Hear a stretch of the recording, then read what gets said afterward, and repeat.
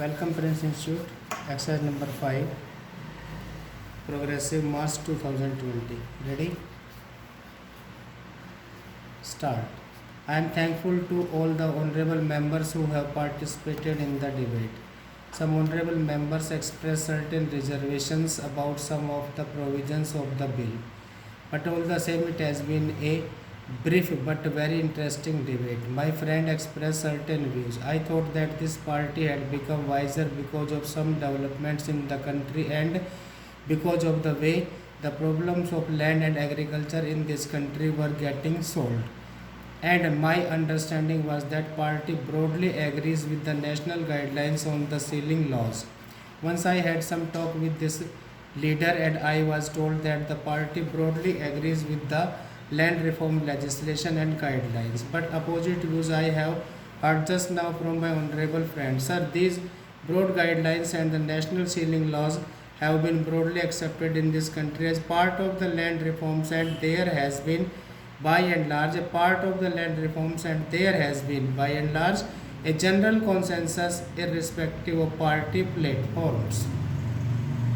But while my friend spoke about the bill, though he did not positively say that he is opposed to the provisions, he expressed certain views. For instance, he thought there are certain contradictions involved in the government policies as far as land sealing laws are concerned.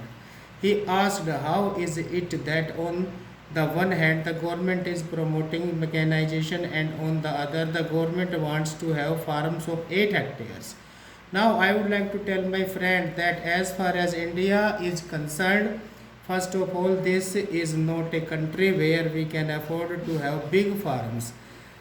The days of big farms, absentee landlordism and very large holdings have gone. In fact, we can claim very legitimately that one of our very proud achievements is that we have done away with landlordism. We have done away with big landlords and big estates. We want this country to be a country of small farmers. But there were certain persons, certain individuals, certain categories of persons who had in their possession very large holdings. I do not think they can have it now, but naturally, whatever may be the problems of agriculture in this country, we have tried to find solution in its own background. We cannot follow the pattern of either the Soviet Union or America. Next exercise number 6. If international experience has any lesson to teach us, it is that even small farms can be productive farms, can be paying farms. For instance, take the case of Japan. My friend may be aware that the size of Japanese farms is less than the average size of our farm holdings, but even then they are highly mechanized and they use small tractors and power tillers. So there is no basic contradiction. On our scheme of things, we do not contemplate that every individual should own a tractor. In fact, that we are trying to help and support in this country is that tractors and power tillers should be available either through cooperative societies or through service centers or through agro industries corporations. So there should be an institutional framework to provide adequate draft power and necessary machinery for cultivation. I do not think there is any contradiction involved, but we do not think that every farmer should own a tractor. He also made a statement that there is no ceiling on income from business, and why should there be a ceiling on land? This matter has been discussed and debated in this house for over 2 or 3 decades now. The position of land availability in this country or the land man ratio in this country is well known. If a few persons are allowed to have large holdings, it would have created lot of tension in the countryside. It is not therefore in the interest of the country.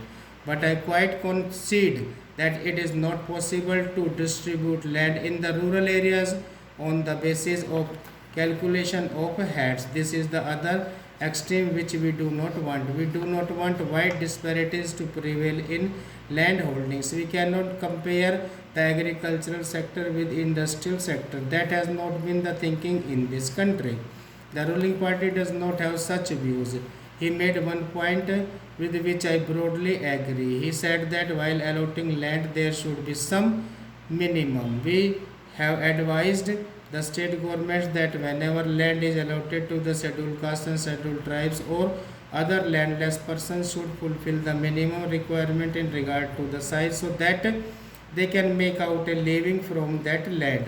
But when the landless persons are so many and demands and pressure are so many, the state government will naturally have to compromise on that, thinking into consideration the local situation. So naturally they have to cut down the sizes of the land whenever the people are more and land is not enough. I hope the people shall also compromise there. Stop.